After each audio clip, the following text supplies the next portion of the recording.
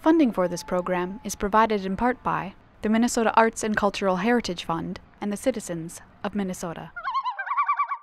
Today on Q, we find out about renewable energy choices.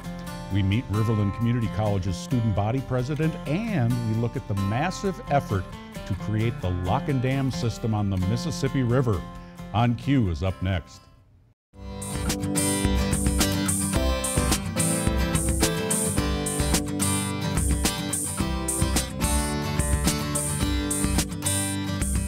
From KSMQ Television in Austin, this is On Q, connecting interesting issues and interesting people. On Q. Solar, wind, ethanol, renewable energy. Renewable energy is alive and well in southern Minnesota. Chris Shanehair from Southern Minnesota Municipal Power Agency is my guest. Welcome to On Q. Well, thanks for having me here, Eric. And we're going to talk about an interesting new program that you've got going regarding solar energy.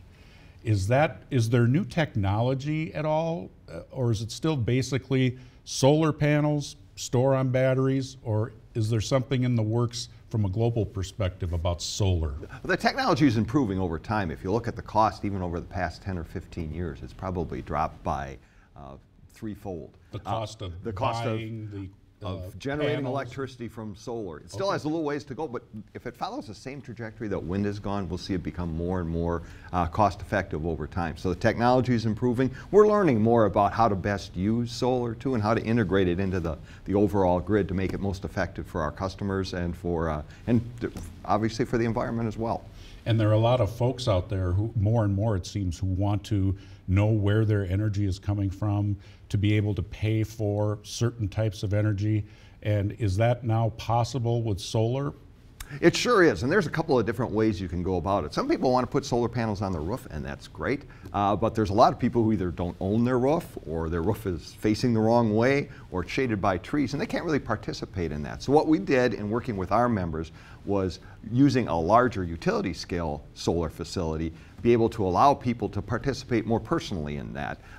They can subscribe to the output from one or multiple number of panels and not have to worry about putting that on the roof, not have to worry about the maintenance of it, and then have a very personal relationship essentially with solar energy. So that's been a good change for us. And folks will learn about that possibility for them through their local when they get their electric bill? Absolutely. That's where they'll find out that information, because we should back up a minute. SIMPA is the generator. You make the energy that the folks mostly in the KSMQ viewing area receive, whether it's through a local municipal electric utility or whatnot. The SIMPA, Southern Minnesota Municipal Power Agency, is sort of the overall provider. Right, we're the wholesale provider of electricity and transmission, the energy and the transmission supply, and some other services to 18 members across Minnesota.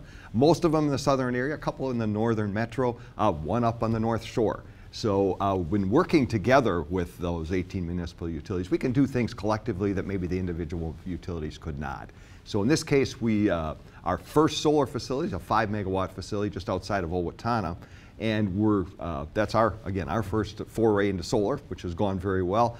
And then we're also offering, for those member utilities that are interested in it, what we call community solar. Solar Choice is the name of the program. So that's where these individual participants, members of the community, can subscribe to the output from the solar panels and essentially lock in the price for a portion of their energy and participate in solar and help hopefully move it forward in the future. What percentage of your electricity that you generate is from renewable? Essentially right now it's about 17% of our energy. There's a state mandate for that. We're probably a little over that now. And that will build over time. 17% now, 20% by 2020, and 25% by 2025. The vast majority of our energy that will meet that is coming through wind energy. Those are some pretty good sized facilities. We've got a 100 megawatt facility that's a little bit east of here in Austin. We've got another facility that'll be online in 2020 that's going to be a little bit further out west. The cost of wind energy has gone down dramatically, so you can do that at significant scale, but increasingly adding solar to that mix as well. So we really want to diversify our energy portfolio. It's kind of like your retirement portfolio. You don't want to have all your eggs in one basket. Sometimes the wind's blowing, sometimes the sun's shining, sometimes neither of those is the case. And so we use a combination of coal, natural gas, biodiesel, and then our renewable facilities to make sure that our customers have the energy they need when they need it. And there's a new proposed plant planned for some wind turbines near Albert Lea that's sort of controversial, and that's not part of SIMPA's project. That's not your program? It is not. And I think with any sort of energy facility, they all have their strengths and their weaknesses. Some people, when they look at wind turbines, think they're the most beautiful thing in the world. Other people think otherwise. And you can have some controversy even around solar. It takes a fair amount of land mass to get a significant amount of generation out of solar. In our case, our 5 megawatt facility takes 35 acres. Often that's cropland that's converted to a different use. But then you can't use it for growing crops anymore.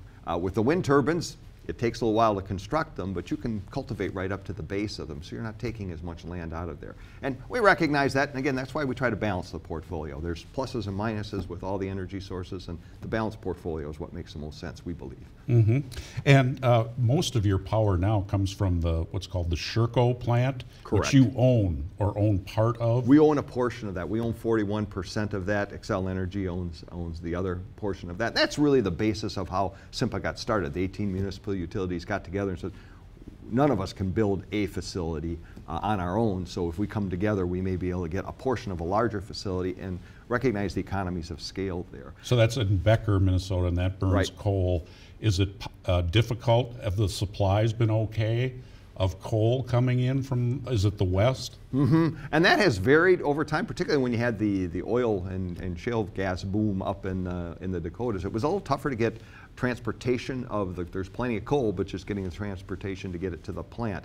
That has subsided somewhat over time now, and so that we're able to procure the supply that we need there. But again, that's one of the value of having that diversified portfolio. We've got 2 new gas plants, one in Owatonna, one in Fairmont, where we've got a gas supply, coal supply up at Sherco, our renewables. So if you have a problem with any one of those resources and getting the fuel to the facility, you've got some other ones that you can rely on. I want to ask about security for a minute, and I know this is a global, like a national question, so I'm not putting you on the spot, but you have a lot of experience. You've been in government. You've seen how governments work. We hear all this hacking business with Russia, and then people talk about other systems being at risk, including maybe the power grid, that powers all the electricity all over the country, that somehow can be, hijacked or some such, or hacked. And I know you have a lot of security in place nationally to try to minimize that risk. And even, we certainly do it on a national level, but we do it on a local level as well. And that extends from just the hardware and software things that we do within our facilities and then with our member utilities. Another important component of that is just employee training. That, okay, if you see something that looks weird, don't click on it. I think that's something we all have to learn. And so we continue to emphasize that with our employees and extend that out to our member utilities as well. It's that simple of an innocent thing. One person clicking like we all have. I mean, I get those emails. It's not some nefarious, massive infiltration of an electric system. It's one person at a time. It can easily happen that way. Somebody gets credentials for somebody who's operating a system, and it can happen. But we take a lot of care to ensure that that doesn't happen, and it's foremost on our mind within the utility industry. So we're vigilant on that. We probably don't talk about it a great deal. You don't want to, right. And you're a federally insured. I mean, you are a important function in our country. So there's. You work with the government a lot on maintaining your security also. We do, and they've been good partners on that, and we try to be, responsible partners as well. So it's an important part of what we do. Back to renewables for a second. They used to say, or they still say, windmills only generate electricity when the wind blows. Otherwise it doesn't. Is it the same with solar? When the sky isn't blue and the sun's shining, there's no electricity? You get a little bit, but obviously the production's going to come down. If we've watched looking at the output from our solar facility. When a cloud comes over, you can see it come down and then come back up. And that's just the nature of the beast there. And obviously at night, it's not going to be generating electricity. So that and the wind thing, that's still a bugaboo with what you hear called base load generation. In other words, factories can't run 24/7 when they have to be worried about well, will the windmills be running? So you need that coal or some kind of fuel source. So that's still kind of an issue with renewables, or has there been improvements on that? It is. There's been some improvements along the way. We're becoming much more sophisticated about being able to predict when the wind will arrive, so that helps, and being able to determine when you're going to need to bring up a natural gas plant, which is very flexible in being able to throttle up and throttle down. Reasonably good about when we're going to have a cloudy day or a clear day. You know, the individual clouds coming through, those are a little tougher. So we try to balance that out with facilities that you can ramp up and down to make sure that we've got that reliable power supply. Energy storage is kind of the holy grail. As batteries develop, that'll help us be able to kind of cushion that when the wind's not blowing or the sun's not shining. So technology will change over time, and we'll change with it. And again, your solar initiative is called, what should folks look for? It's called Solar Choice. And it varies a little bit by member on how they put it together. Essentially, you subscribe for a term of maybe as little as 5 years, as much as 25 years. And you pay a premium in order to help support solar, but you can help. Correct, you can. And if we get, for our latest endeavor, if we get 25% of a new 3 megawatt facility subscribed, then we'll go ahead and have that facility built. We're part of the way there now. We've got a fair amount of our residential customers on. Some of our members are looking at the commercial industrial customers, which is another potential avenue to add to that. And if we don't get there, we've got the 5 megawatt facility at Lamont that'll continue to, at Owatonna, that'll continue to serve those customers. So pay as you go, kind of like that, right? You bet. Well, hey, Chris Schoenherr, thank you so much for My being pleasure. here. Really learned a lot from the Southern Minnesota Municipal Power Agency. Well, up next, Obala stops by to visit with our Minnesota State University Mankato intern here at KSMQ, Annie Kranick, in our Austin Voices segment. Queue up your own comments for On Cue and send them to us at onq@ksmq.org.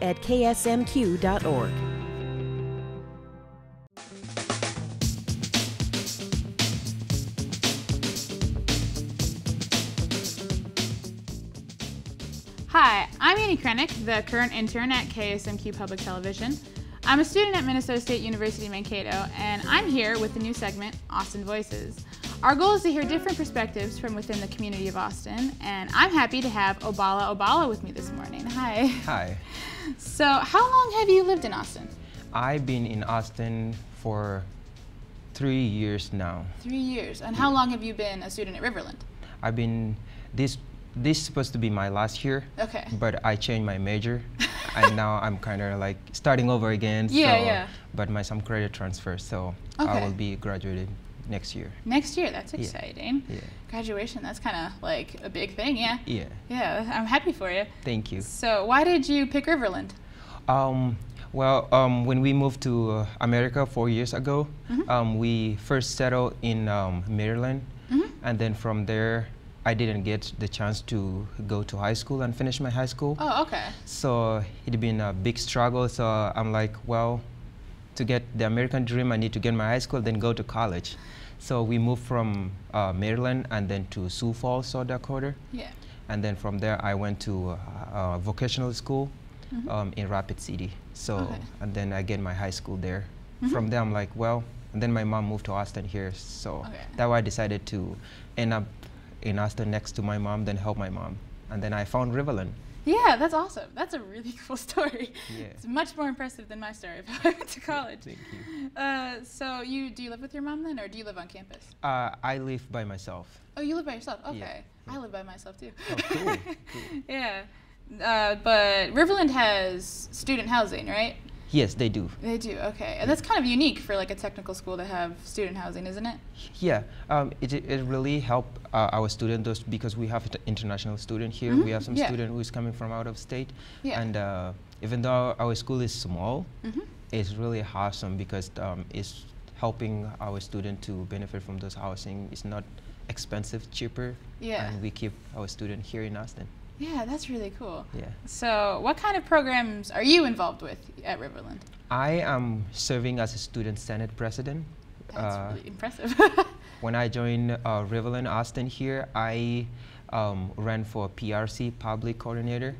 And then from there, I get the passion to love to help the student within Riverland, advocating for them. What does PRC mean? PRC is Public Relation Coordinator. Oh, okay. It's like a secretary. Okay, I just wanted to clarify.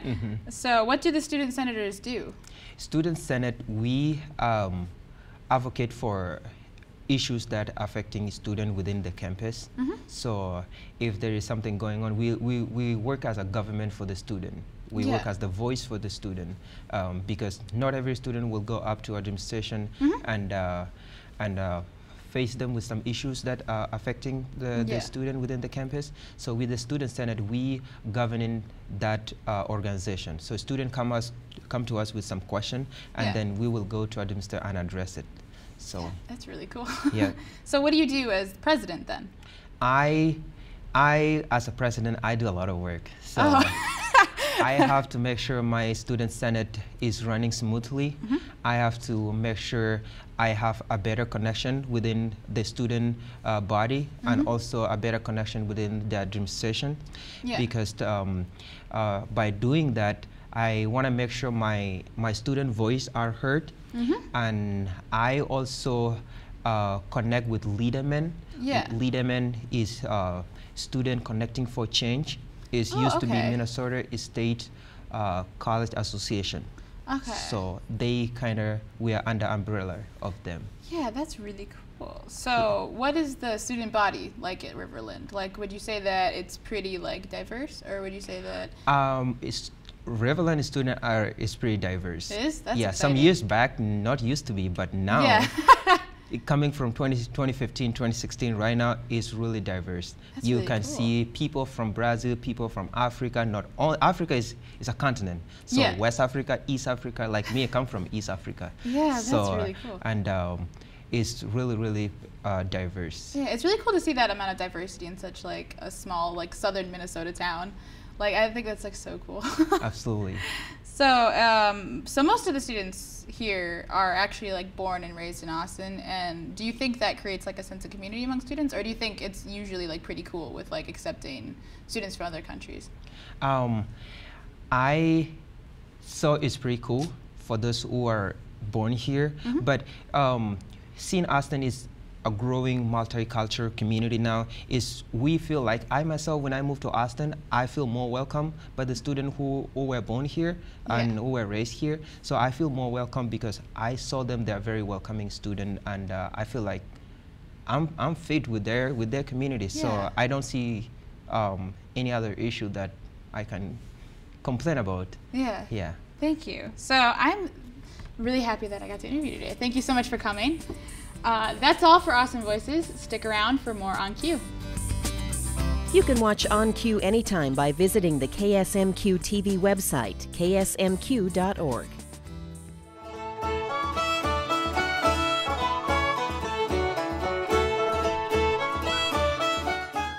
The Upper Mississippi River has long been a hub of boating activity. Dams are essential to Mississippi River life as we now know it. Lock and Dam 4, located in Alma, Wisconsin, was the first dam to be constructed after legislation authorized a 9-foot deep channel in the Upper Mississippi River. The dam was put into operation in May of 1935 and was key to raising water levels to combat sandbar formation at the mouth of the Chippewa River just upstream.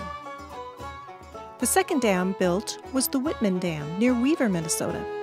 It was also put into operation in May of 1935. The project began in April of 1933 on the Minnesota side of the river by the Merritt, Chapman, and Whitney Corporation of Cleveland, Ohio.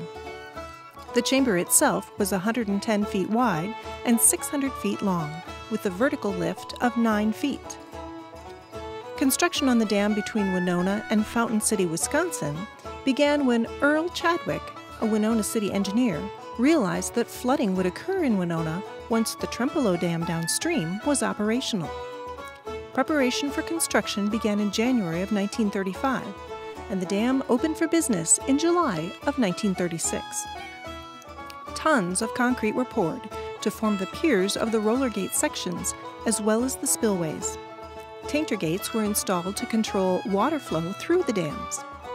Work was often rushed to beat the winter freeze. Eventually, 8 dams would be constructed between Minneapolis and La Crescent. The Mississippi River dams have become a part of the river life, essential to the business and pleasure of the citizens of Minnesota. This story of the past is brought to you by the Winona County Historical Society. We are diving into the KSMQ archives for a look at Blue House Pottery, featuring a couple who is passionate about their creative business.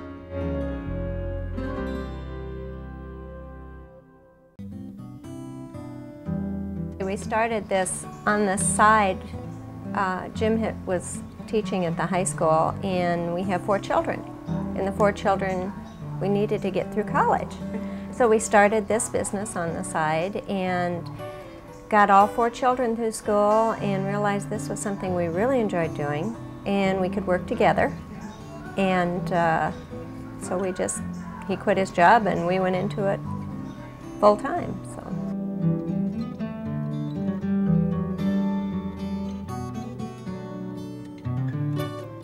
Well, we are basically a wheel-thrown potters. This is stoneware pottery, so it's a functional pottery. It can be used, you can eat out of it, drink out of it, whatever. But what we do that is unique is we do not dip all of our colors, we just dip a base color, and then we come back with a watercolor style and put our design on it. We make plates, bowls, goblets, mugs, a lot of vases, a lot of bathroom accessories. And then we get into the non-functional stuff just a little bit too.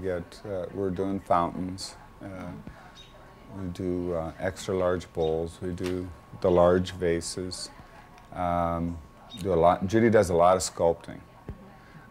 We do the Minnesota Renaissance. We have a building there we're called Blue Castle Pottery at the Renaissance. And Judy does a great deal of the sculpting as demonstrator pieces at the Renaissance. So we do, actually we do an awful lot of functional, but we do quite a bit of non-functional as well. Because each piece is individually crafted and glazed, no two are exactly the same, which makes Blue House Pottery unique.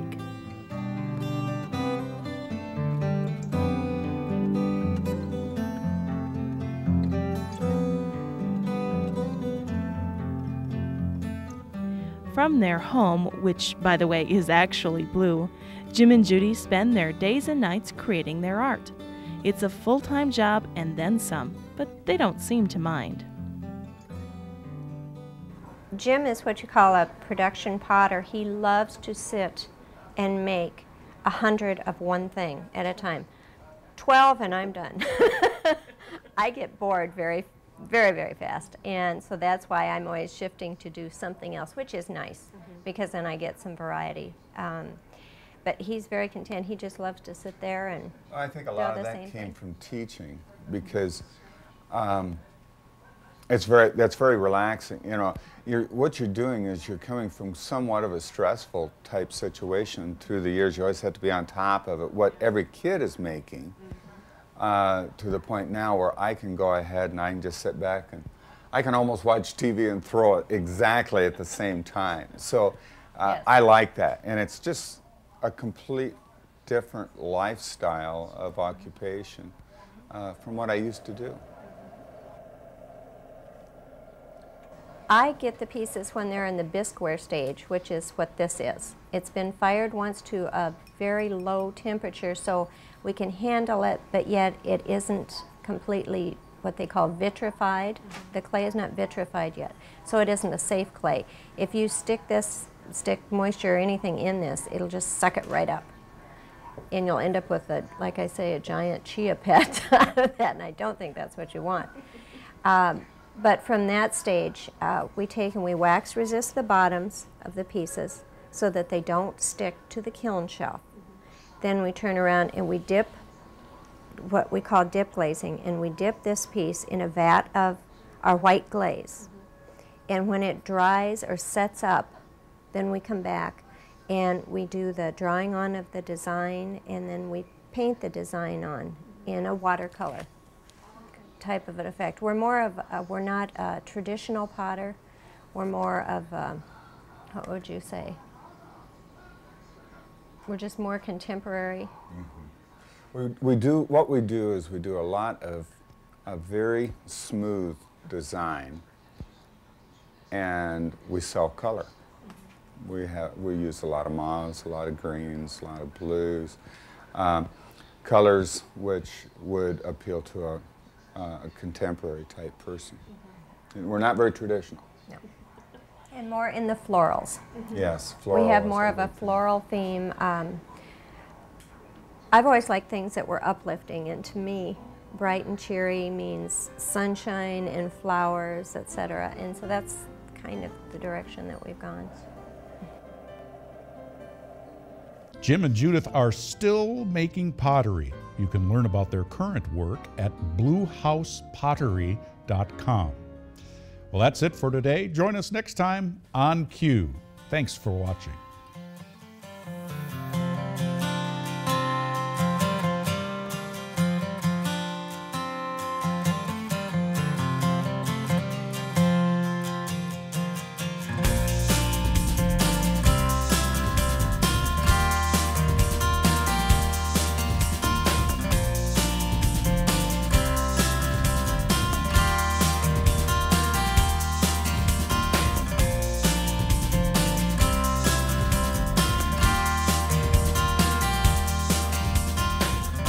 On Cue is a production of KSMQ Television in Austin, nonprofit public television.